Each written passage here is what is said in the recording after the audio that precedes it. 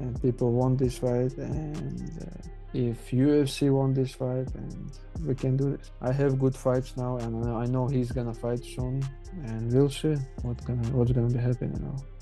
He want to fight in White House, and I also want to be there. If I have to cut 155, man, it's gonna be hard, and then I might have to pay for this.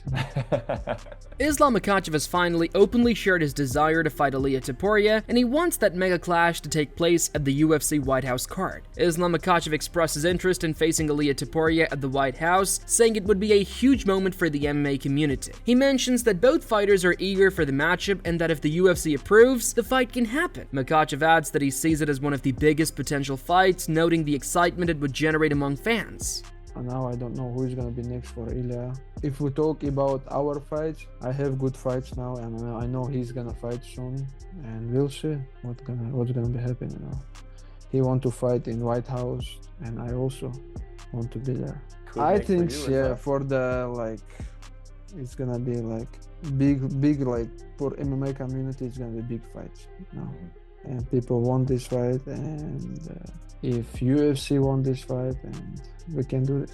I don't know. I know UFC want to do some big fight in White House. Which fight is gonna be bigger than this? Ilia Topuria also names Islam Makhachev as his dream opponent for the rumored White House event. He believes their clash would be one of the biggest fights in UFC history, pointing out that no fighter has ever competed for titles in 3 weight divisions before. Topuria says Islam has already proven himself by dominating his own division and moving up successfully, making their potential matchup a monumental opportunity for both men and the UFC. Ilia Topuria stated, Islam Makhachev, this will be one of the biggest fights in the UFC history. No one has ever fought for the belt in 3 weight categories before. Islam dominantly dealt with everyone in its division. Rose and our fight will be a fight of great magnitude. This is in the best interest of all, including the UFC. Islam Makhachev said that if the fight with Ilia Topuria happens at lightweight, Dana White would need to pay him extra because cutting to 155 pounds would be difficult. He explained that fighting at 170 would be easier for him and make more sense. Makhachev stated depending on how his next training camp goes and how his weight changes after he stops using creatine and protein, he would decide whether he could make the lightweight limit again. He's talking about you win, he wants to go up to 170. I imagine that's probably where you would want to fight, because you don't want to go back to 155, right? You don't want to have to be sitting there and cutting weight again, right? So you're on board with this idea of 170? Yeah, if you come, it's gonna be better for me, If I have to cut 155, man, it's gonna be hard, and then I might have to pay for this. Maybe you would need some time, right? But I guess if after Ramadan you could cut back down to 155, right? Because sometimes when you work hard to put on, we also lose weight. We'll see. After the fight, when I stop to use the creatine and protein, we'll see how much is my weight. Earlier, even before becoming a lightweight champ, Ilia Topuria was already eyeing a welterweight move if Islam becomes champ. Ilia Topuria revealed that if Islam Makhachev won the welterweight title, he's ready to chase the fight, showing his ambition to become a multi-division UFC champion. If Islam becomes the welterweight world champion, for sure I'm gonna push for that shot also, and I will move to the welterweight division. Islam Makhachev also laughed at the idea of Paddy Pimblett getting a title shot against Ilia Topuria, questioning who Paddy had actually beaten to deserve it. He pointed out that everyone had already beaten Michael Chandler and that Pimblett hadn't been tested against top competition. Makhachev said a fight with Arman Tsarukyan would make more sense since Arman has strong striking, wrestling, and grappling skills, while Paddy wouldn't be a real challenge for Topuria. Now I don't know who's gonna be next for Ilia. Kind of feels like Paddy is sort of the most likely one. It's a vision. Oh man, maybe Arman, maybe Gaethje, but not Paddy for sure. How come? Man, I don't know who Paddy beat who. Tony Ferguson, who else he beat? Michael Chandler. Everybody beat Chandler. I don't know, maybe. Honestly, it's not big challenge for Topuria. If he beat Arman, it's very because Arman have good skills, striking, wrestling, grappling. He's a good fighter, but Paddy, nobody checked Paddy before. Meanwhile, during a recent press conference, Ilia Topuria took a playful jab at Islam Makhachev, saying that if Islam loses, he can return to Dagestan to herd sheep. However, if Islam wins, Topuria promises he will step up to face him without hesitation. ისლამის დამარცხების შემთხვევაში დამარცხებულ ისლამთან გირჩევნია თქვა შემდეგი ბრძოლა თუ პირობითად გამარჯვებულ ცარუკიენთან. მოკლედ ვერ გავიხსენე სიტყვა, მაგრამ ისლამი თუ დამარცხდა, დაბრუნდეს დაღესტანში, ავის ფერმაში. თუ მოიგო კიდე, წყალსა ხო? ხო, წყარი მომწყესოს. უცარი. Umar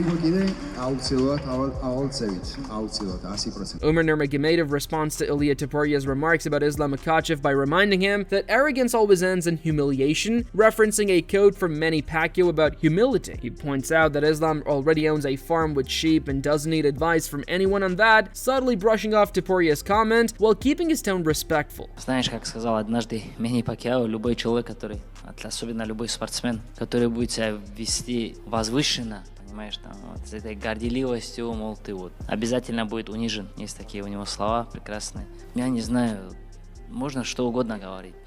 Можно также сказать, что Илью Топурию отправим в магазин одежды, заново ее продавать, там, или еще что-то. Но это не подобает, того не хочется делать, не хочется. У Ислама и так есть ферма, и так у него есть на ферме овцы, и без этого он занимается, без советов, или тоже он занимается фермерским хозяйством. On the other hand, Islam Makhachev dismisses comparisons with Khabib Nurmagomedov, explaining that Khabib has no interest in competing with others and is fully focused on helping others succeed. He says they never talk about things like title defenses or records, calling such comparisons meaningless since Khabib is like a brother to him. Makhachev adds that Khabib continues to dedicate himself to the team, spending months away from his family to coach and build new champions. You are trying to accomplish something that Khabib never did, and I know that, like, for you guys, maybe you don't talk about that, but for us, we're always like, it's almost kind of been like you followed so perfectly in his footsteps and done everything that he did. Like, is there something kind of cool about doing something that he I don't know. never did? This question is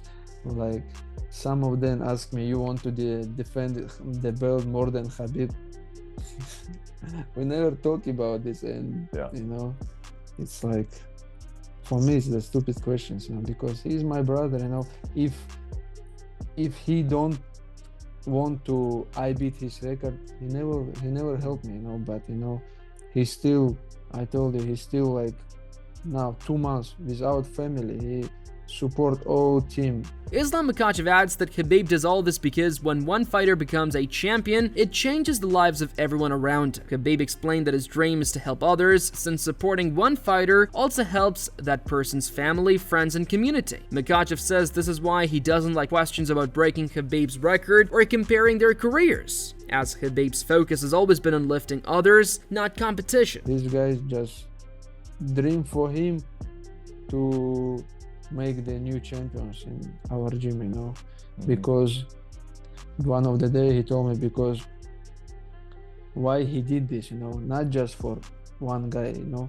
If someone become champion, he changed life for like many people, for his family, for his brother, sister, friends, you know.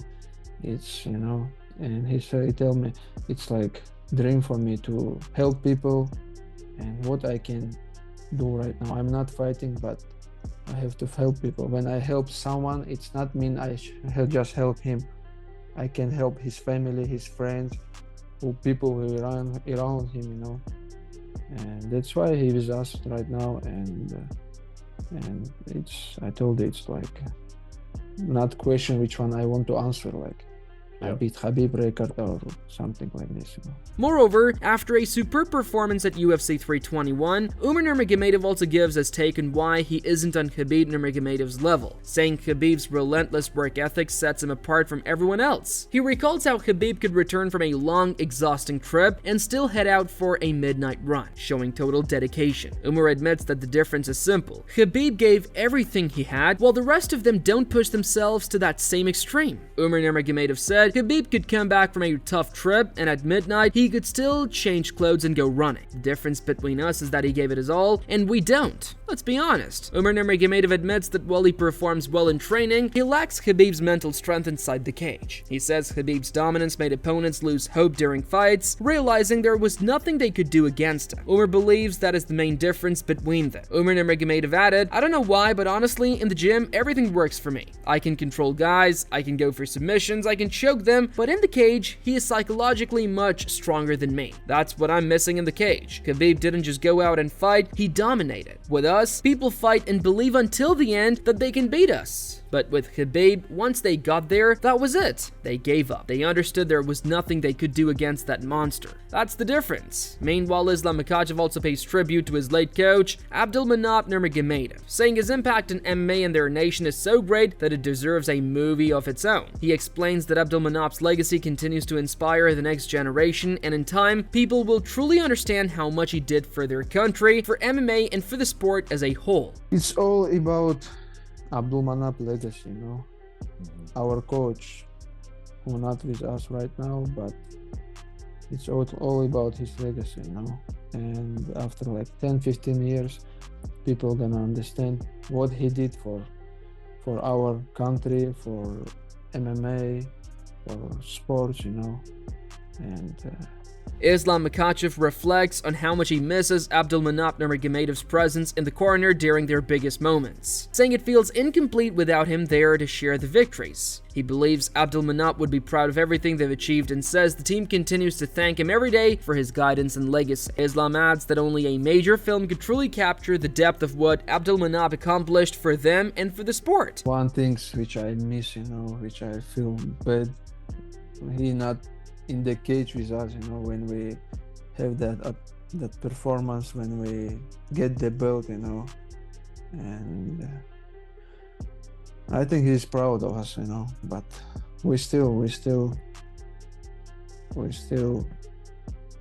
every day tell him like, thank you for what he did for us, Like it's have to be some big movie to people understand what he did, On the other hand, Paddy Pimblett calls out Ilia Topuria for a fight in Spain, saying he's ready to face him in front of his own home crowd. He makes it clear that he wants to challenge Topuria on his home turf, showing full confidence in his ability to perform under pressure. Pimblett also mentions that the location doesn't matter to him, as he's willing to fight anywhere as long as the matchup happens. I want to fight Ilia, whenever, wherever.